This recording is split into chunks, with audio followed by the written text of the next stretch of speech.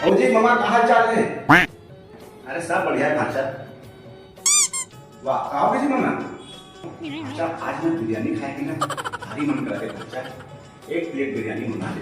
अच्छा पार्सल मजा आ जाएगा भाषा। बिरयानी खा रहे? वाह माँ का टेंशन के बात है जी मामा, ले अभी पिता के मंगा देते हैं।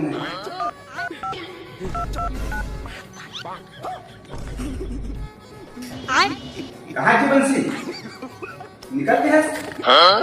वाह अरे यार वो मामा खा थे बिरयानी खाऊं कहा थे, वही टहले आओ आओ यार एक प्लेट बिरयानी पार्सल ले आते।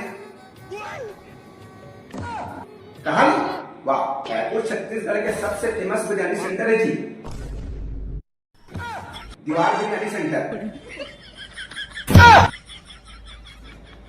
खाओगे मामा?